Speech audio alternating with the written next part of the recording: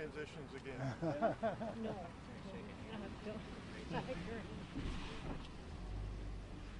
Yeah, Barry, if you're off to the side a little. Yeah, so I'm just gonna go. I'll just go down this way. So I guess whenever you're ready. Yeah, whenever you're ready, we can do it. Okay, he's Already? speaking after him, so Sure. let's Yeah. get him. Okay. You betcha. Okay. You betcha. Alrighty. Crouching tight. Okay. Alrighty. Look at you. Look at the camera. Your choice. Look at Barry. Yeah. Look at you. Alrighty. My name is Tim Lennon. Last name is spelled Lennon. I'm the president of the board of directors of the Survivors Network of Those Abused by Priests. I am here to talk about two different issues of concern for the people of Sioux Falls in South Dakota, and that is the question of transparency and full disclosure about the widespread sexual abuse within the Sioux Falls Diocese, and also to talk about the statute of limitations and how that does not give justice to survivors, does not hold predators accountable, and does not make the community safer. My personal story is that when I was 12 years old, I was raped and abused by my parish priest. He sexually abused me and raped me, which was very violent. He put a pillow over my head until to the point that I thought that I was dying, but thankfully I woke up. I don't think the priest cared whether I lived or died at that moment. I did not have memories of some of that abuse for 30 years. I did not have memories for 50 years. So the question of statute of limitations, of holding predators accountable, the average age of a victim of sexual abuse is 52. So when you have a statute of limitations such as you have here in South Dakota, doesn't provide justice for the survivor, doesn't hold the predator accountable, doesn't make the community safer. My experience of memories not coming forward is not unusual and is common within survivors of sexual abuse. We call ourselves survivors because we survive suicide and drugs and alcohol. And so it sometimes takes decades to for our memories to come forward. So the question is the opposition to allowing victims to come forward should be changed, that there should be justice for survivors. So we call on the people of South Dakota, the legislators, to enact dramatic reforms to allow a safer community. The other issue is that another reason why there needs to be reform of statute of limitations is because of the cover-up within the Catholic Church. We saw that recently the Diocese of Sioux Falls released the names of 9, whereas publicly we know of 22 others that the church has not released. And we feel that this is a way to mislead the community, and by this continual cover-up endangers the children of Sioux Falls. Just a minute ago we saw busloads of children unload just a couple feet away. These children are threatened as long as the church continues its practice of cover-up. I have distributed to the news the 4 additional names, as well as the 22 that are publicly known, so that all these names need to be publicly released. Lastly, I just want a minute about the statute of limitations is that it's so important for the safety of the community. A predator will continue to prey for decades and possibly abuse up to 100 children. And if they're not held accountable, they're going to continue to harm those people that are vulnerable. I think that's a start. And Andrew is going to say a minute. First of all, my name is Andrew Wolf, and the first thing I want you to know about me is that I'm a survivor. I'm a survivor of sexual abuse at the hands of Father James Kelly while at Boys Town in the early 80s.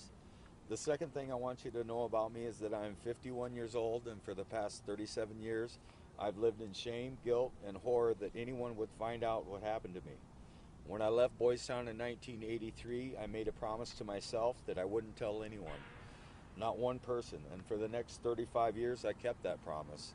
I lived a life of isolation, dysfunction, and tremendous shame because of that promise. I knew and have read about other children not only being sexually but physically and mentally abused, but for some reason I truly felt alone and as if I was the only one. That is until I reached out to SNAP, Survivors Network of Those Abused by Priests, recently. One of the first things I was told that in a study by Child USA, a think tank based at the University of Pennsylvania, the average age of disclosure by a victim of sexual abuse is 52 years old. I'm here today to tell other victims it's okay. It's not your fault. It's okay to reach out for help. You won't be judged, and it gets better once you do. Finally, I'm here to ask for a change in the statute of limitations. If a child is abused and then the average age of disclosure is 52, that only creates more victims for those abusers, and it limits the help that victims desperately need. Thank you. Louise? Hi, my name is Louise Charbonneau Ahmet. I am a survivor. I went to school at Marty, South Dakota. I was molested and abused by Benny Lee and Father Francis Stuttmiller. The abuse, the sexual abuse never leaves you. Once you have recovery, it's there day and night. You don't not think about it. So it takes your childhood, it takes you have those middle years where you don't remember anything, my child once asked me, "Mother, what did you do when you were 9 and 10 years old?" And I thought a minute and I said, "I don't know." And I thought another minute and he said, "You don't know?" I said, "I don't know, Darren, I don't know." But when I had recovery, I knew why I didn't remember. And now it has taken my adult life. My adult life as a mother, as a wife, and as a grandmother. So you never, ever get rid of that sense of guilt, that sense of shame, that sense of, why did this happen to me? Why was it me and not somebody else? But you see, there were so many somebody else's who couldn't come forward, who never remembered, who still don't remember because of the stigmatism of remembering and then having someone tell you that the predator has a free ride in South Dakota. That's what they have, a free ride. Were you at a boarding school? I was at a boarding school In Marty? in Marty, South Dakota. And the St. Paul, St. your Louis. people you say abused you, they on the list? No. Father Francis. Father Francis is, Benny Lee isn't. And, but he was a lay worker. He was, in a sense, everything. He was everything. He was the man that was everywhere. He had keys to every building. He had keys to every. And he was everywhere. He was in our playroom. He was in our dorm. He had keys to everything. We were locked up. We were locked up like Auschwitz was locked up. There were gates on every window. There were gates between every floor. The sexual abuse comes after a very long conditioning. A very long conditioning. I had sisters there that I didn't know were there. We're separated. We were separated. We were segregated.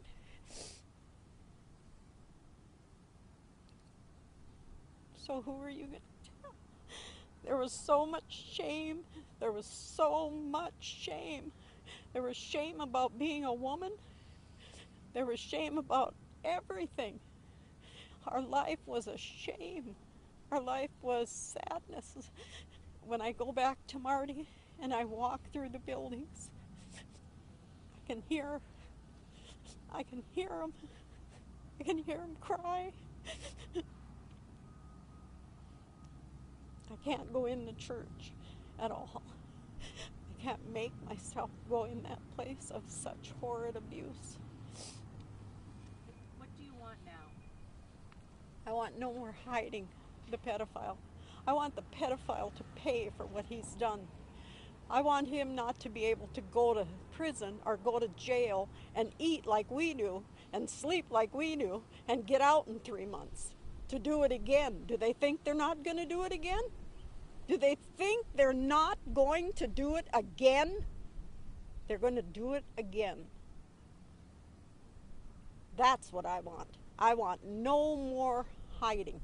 I want justice, and I want no more hiding the pedophile. Just like every priest that was moved from our campus to another campus to another campus, to do it again and again and again.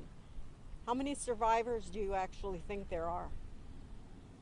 Just us? No. There are so many there. It's unfathomable how many other children. We were children. 1st, 2nd, 3rd, and 4th grade. Children, little children, who then were conditioned to never speak of it because our mothers would be killed, our fathers would die, we would die and go to hell. To hell. Where is this awful place that I don't want to go? That's what I want. I want justice for the survivors. I want justice for the survivors, and I want pedophiles to never be hidden again.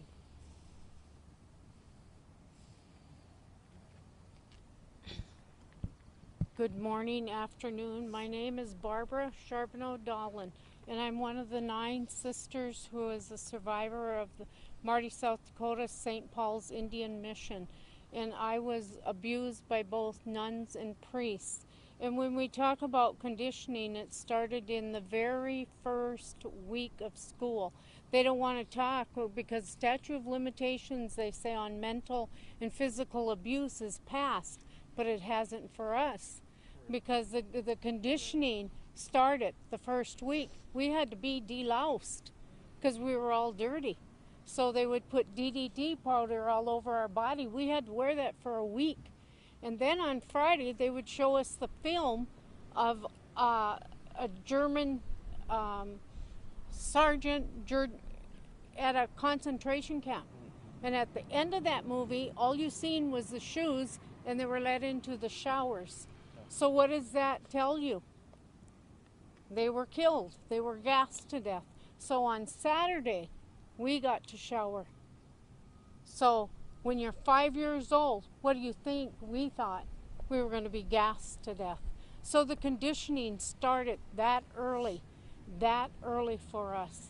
And with each and every abuse, the structure was you are not to speak of this. You are not to. So we had that in us conditioned. Who were you abused by? I was abused by Father Francis Suttmiller. He used to laugh when he told us about his name, Suttmiller. He came over from Germany, and he said because when they came to the States, they needed to sound more like they were Caucasian, so they dropped the Soot, and he was just Father Francis Miller. But if you look up his thesis, it's Suttmiller. So you know that he was lying. I was abused by him, Sister Agnes, Sister Aletta Marie. We could give you a list of many others. My dissertation was on historical trauma, the boarding school era, and all of the victims and survivors that I interview were abused by priests, and they were all students who went to St. Paul's Indian Mission. What is your understanding of why those names are not on the list that have been released? I would say because in all of the states and all of the cases that have come forward, Caucasian women have come forward and men. And I believe it's racially biased. There's no doubt that all of the survivors from Marty are Native American. We're the last, if you look statistically at anything, we're the other. So it's like we don't matter, go away. But we're not going to go away. They have said horrible things. Mr. Smith, the lawyer for the church, has said horrible things. What, Indians living in squalor, looking for a brass ring? I don't live in squalor. I work for the University of Minnesota. I'm a professor, so I've become an advocate and a voice for change. And we're not going to go away. We're going to continue this fight because it's that important that South Dakota recognize what they did. We were 6 days from trial when Mr. Smith ran a bill through that stopped us.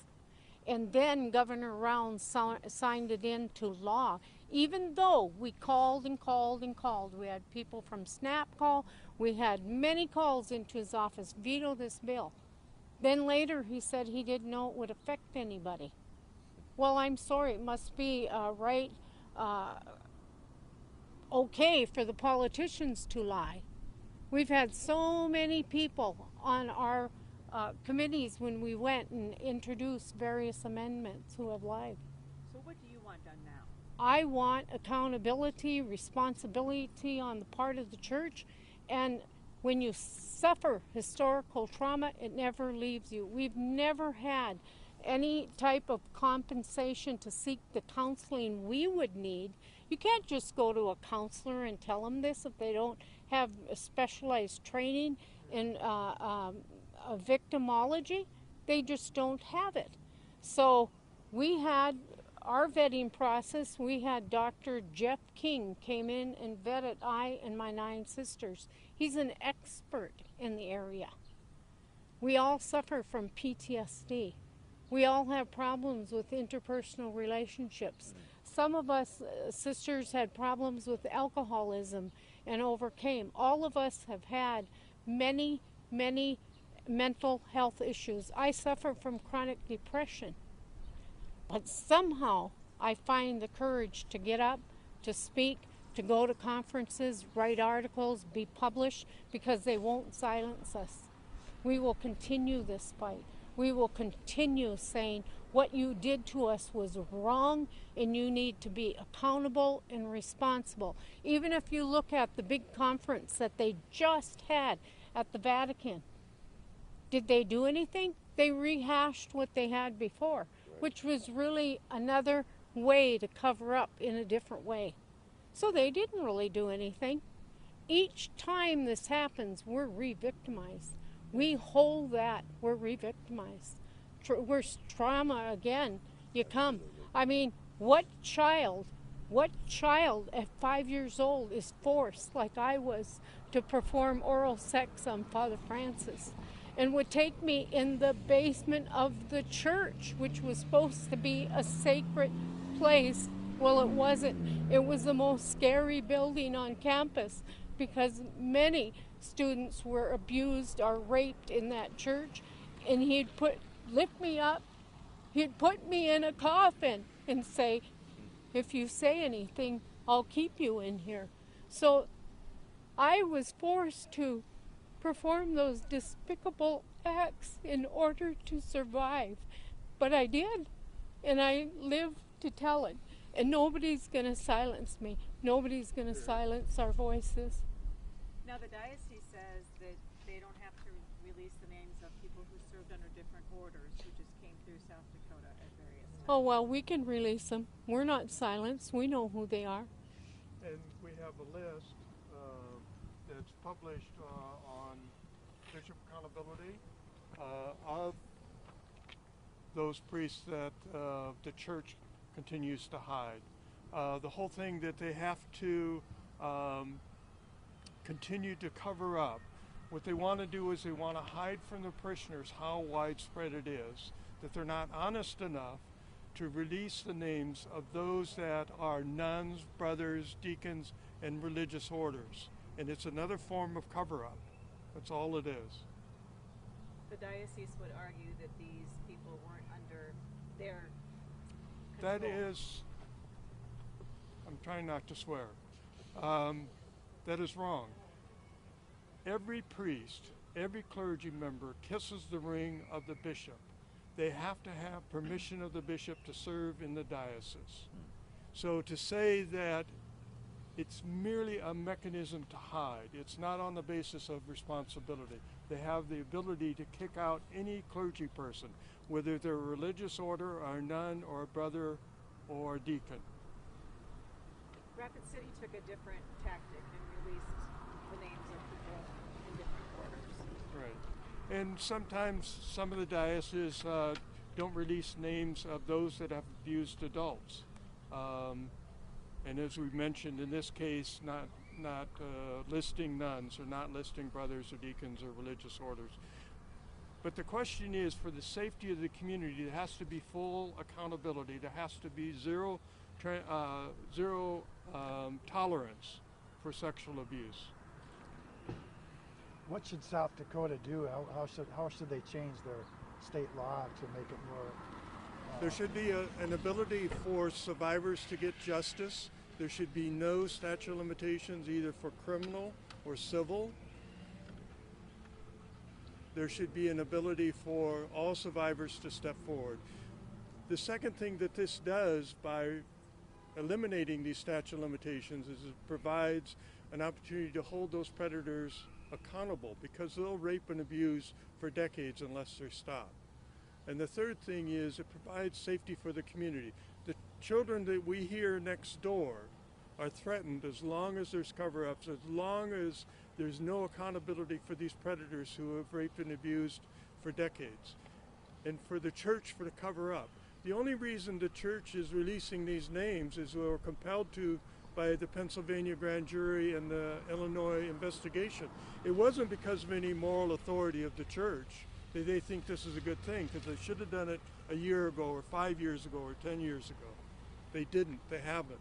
And it's only when they're compelled by an outside force. It's just like their charter, their Child for the Protection of Children in 2003. That was prompted by the investigation in Boston.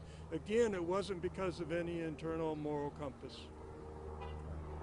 And it takes us to stand here to name the names. And we have the list right here that we can share. The names are there publicly, just the diocese is not honest with its community. It's not honest with its parishioners. And I really believe at some point we not only the abusers are responsible, but at what point does the church become responsible? Because in 1983, when I left Boys Town, 3 months later, Father Kelly was removed from Boys Town under allegations of sexual abuse. He was moved to another place, abused there, moved to another place. He was moved to 5 to 6 locations, and the abuse just followed. You're not doing anything for the victims. All you're doing is creating more victims. Right. That's all you're doing. You're not accepting responsibility. There's nothing happening. They're just leaving a path of destruction. At what point, not only is that abuser responsible, but the church becomes responsible. In my case, the abuser, the priest that raped and abused me when I was 12 years old, was caught in 3 different parishes in Iowa. I was raped and abused in Sioux City, but he was at Whitmore, Danbury, and Fort Dodge. And he got caught in each one. They moved him to my parish. The church knew, the authorities knew, move him there, raped and abused me. When I came forward in 2016, 10 of my classmates came forward saying that they were abused by this same priest. So the church knows, and they continue to this day. The Sioux Falls Diocese only releases 9 names. We have documentation of 31. With the Native boarding schools, with the Native American boarding schools, it didn't matter if they moved or not. I know Father Francis came from St. Francis School, but it wouldn't have mattered because nobody, who were we to report to? You're there 9 years, your whole 9 months. You're conditioned already, so you never talk about it. And in one of the sessions we had, Mr. Smith actually told my oldest sister, Joanne, it was her fault that we got abused because she didn't tell.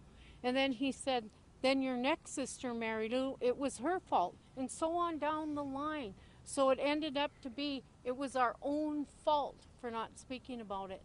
And we were all children. It was our own fault, is what he said. And, you know, he's the lawyer for the church. He's despicable. The things he has said to us, the innuendos of how he wrote that amendment that he's so proud of. That was signed late at night. Another thing is Sioux Falls Diocese claims no jurisdiction over Marty. And I've always understood as a Catholic, or a has-been Catholic, that every church has a diocese. Yes. And so what diocese was Marty under then? I've talked to a lady who still goes to church there, and I said, why are you giving money to someplace that was so hurtful to all of us? And she didn't know. And I said, where does that money go? And she said, well, at Sioux Falls, I think. And I said, you would send money to someone who has hurt us so bad. I then found out she didn't go there anymore. It's all of those things. Why do we want to justify? One of the senators last year made a big production about the church being crumbled down. Was one of our sisters' wish that the church crumble to the ground. He made such a big production out of that. Are you for real? That is a building. It will not save you. It will not do a thing for you. You have to have the Lord here. You have to be able to say, He is my God who gives me this world, this place to honor in His name. Not a building where you go in and someone's on an altar preaching to you about what you should and should not say. We went to confession every day in Marty. First, second,